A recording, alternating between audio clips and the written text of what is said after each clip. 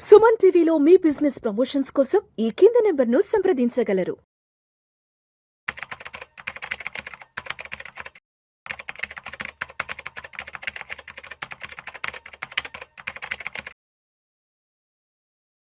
GRP trend. ఈ GRP trend అనేది ఒక క్రేజీ కాంబినేషను.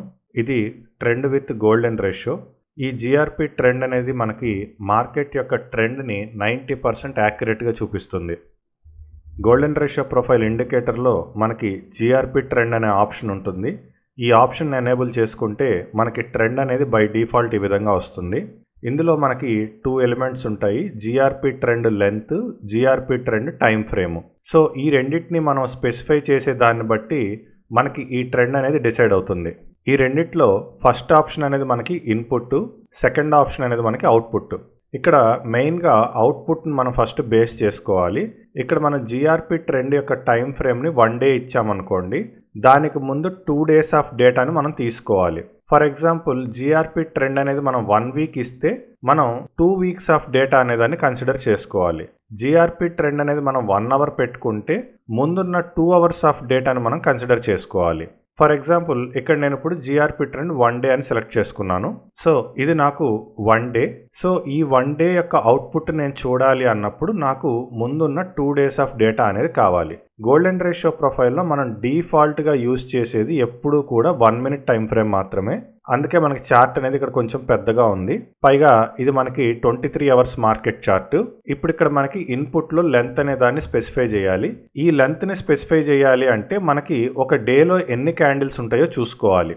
అయితే మాన్యువల్గా మనకి ఎన్ని క్యాండిల్స్ ఉంటాయి అనేది చెప్పడం కష్టం, అందులోని ఇది 1 మినిట్ చార్ట్ కాబట్టి. సో ఇక్కడ మనకి స్కేల్ ఉంటుంది. ఈ స్కేల్ని తీసుకొని సో డే స్టార్టింగ్లో ఫస్ట్ క్యాండిల్ మీద మౌస్ పెట్టి సెకండ్ డేలో ఉన్న లాస్ట్ క్యాండిల్ని సెలెక్ట్ చేసుకుంటే మనకి ఇక్కడ నంబర్ అనేది వస్తుంది. సో ఇక్కడ మనకి టోటల్గా 2759 బార్స్ అనేది ఉన్నాయి. సో ఇక్కడ ఎంతైతే కనిపిస్తుందో దానికి +1 అనేది మనం యాడ్ చేసుకోవాలి. ఇక్కడ ఇన్పుట్లో నేను 2760 అనేది స్పెసిఫై చేశాను. సో మనకి 1 డే అవుట్పుట్ చూడాలి అనుకున్నప్పుడు ముందున్న 2 డేస్ ఆఫ్ డేటా అనేది తీసుకోవాలి. ఇదే మనం ఒక 6 అవర్స్ మార్కెట్ తీసుకుంటే మనకి నంబర్ ఆఫ్ బార్స్ అనేవి మారిపోతాయి. సో ఇప్పుడు ఇక్కడ మనకు వచ్చింది ఎంత, 749. అంటే దీనికి మనం +1 అనేది యాడ్ చేసుకోవాలి. సో మనం 6 అవర్స్ మార్కెట్ తీసుకుంటే మనం 750 బార్స్ అనేది వస్తుంది. అయితే ఇది ఇండియన్ మార్కెట్కి ఒకలా ఉంటుంది, యుఎస్ మార్కెట్కి ఒకలా ఉంటుంది. కాబట్టి ప్రతి ఒక్కళ్ళు కూడా మనం అవుట్పుట్ని బట్టి మనం 1 డే అవుట్పుట్ పెట్టుకుంటే గనక ఇన్పుట్ వచ్చేసి ముందున్న 2 డేస్. సో ఈ స్కేల్తో మనం మెజర్ చేసుకోవాలి ఆ 2 డేస్లో ఓవరాల్గా ఎన్ని క్యాండిల్స్ ఉన్నాయి అనేది. సో ఓవరాల్గా వచ్చిన నంబర్కి మనం +1 అనేది యాడ్ చేసుకోవాలి. ఇప్పుడు ఇక్కడ మనకి 749 వచ్చింది కాబట్టి ఇండికేటర్ సెట్టింగ్స్లో మనం 750 అనేది సెలెక్ట్ చేసుకుంటే మనకి ఆటోమేటిక్గా ట్రెండ్ అనేది ఈ విధంగా వస్తుంది. సో గోల్డెన్ రేషియో ప్రొఫైల్ ఇండికేటర్లో జీఆర్పీ ట్రెండ్ అనే ఆప్షన్ ఎనేబుల్ చేసుకోవాలి.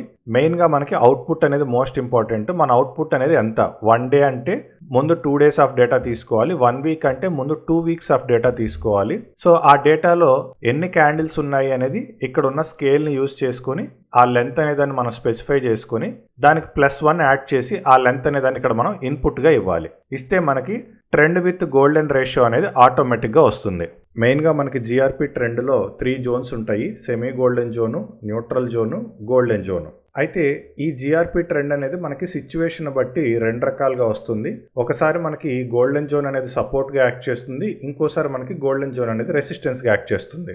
అయితే ఇది సపోర్ట్గా రావాలా రెసిస్టెన్స్గా రావాలా అనేది మార్కెట్ని బట్టి డిసైడ్ అవుతుంది తప్ప ఫార్ములా బేస్డ్గా రాదు. జనరల్గా మనకి ట్రెండ్ అనేది కనుక డౌన్ సైడ్ ఇండికేట్ చేస్తుంటే మార్కెట్ అనేది పెరగడానికి పాసిబిలిటీ ఎక్కువ ఉంటుంది. ఆ సిచ్యువేషన్లో మనకి గోల్డెన్ రేషియో కనుక సపోర్ట్గా ఉంటే మార్కెట్ పెరిగేదానికి ప్రాబబిలిటీ అనేది చాలా ఎక్కువ ఉంటుంది. ఒకవేళ ట్రెండ్ అనేది మనకి డౌన్ సైడ్ ఇండికేట్ చేస్తున్నప్పుడు గోల్డెన్ రేషియో కనుక రెసిస్టెన్స్గా యాక్ట్ చేస్తుంటే మార్కెట్ పెరగాలి అంటే ఖచ్చితంగా మనకి ఈ గోల్డెన్ రేషియో జోన్ అనేది ఖచ్చితంగా దాటితేనే మనకి ప్రైస్ అనేది ఇంక్రీజ్ అవుతుందో తప్ప లేదంటే మార్కెట్ అనేది రివర్స్ అయ్యే అవకాశమే ఎక్కువ ఉంటుంది. ట్రెండ్ అనేది మనకి అప్ సైడ్ ఇండికేట్ చేస్తున్నప్పుడు జనరల్గా మనకి మార్కెట్ అనేది ఫాల్ అవ్వడానికి పాసిబిలిటీ అనేది ఎక్కువ ఉంటుంది. అయితే ఈ సిచ్యువేషన్లో మనకి గోల్డెన్ రేషియో కనుక రెసిస్టెన్స్గా యాక్ట్ చేస్తుంటే ఫర్దర్గా మనకి ఎక్కువగా ఫాల్ అవడానికి హైయెస్ట్ ప్రాబబిలిటీ అనేది ఉంటుంది.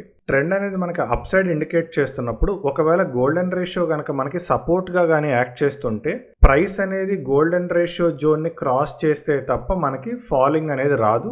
ఇక్కడ నుంచి మార్కెట్ రికవర్ అయ్యి అప్ సైడ్ వెళ్ళే అవకాశాలు ఎక్కువ ఉంటాయి.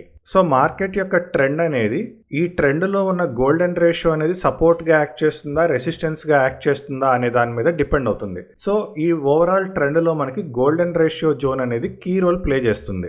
ఈ జిఆర్పి ట్రెండ్ అనేది మనకి గోల్డెన్ రేషియో ప్రొఫైల్లో జిఆర్పి ట్రెండ్ అనే ఆప్షన్ ఎనేబుల్ చేస్తే డైరెక్ట్గా వస్తుంది. ఒక్కొక్కసారి ఎనేబుల్ చేసినా కానీ ఈ ట్రెండ్ అనేది మనకి ఎనేబుల్ అవ్వకపోతే జస్ట్ ఒక్కసారి చార్ట్ని కంప్లీట్గా మనం ఏదైతే 2 days ఇన్పుట్ ఇస్తున్నామో ఆ 2 days వరకు జూమ్ ఇన్ చేస్తే అప్పుడు ట్రెండ్ అనేది ఆటోమేటిక్గా వచ్చేస్తుంది.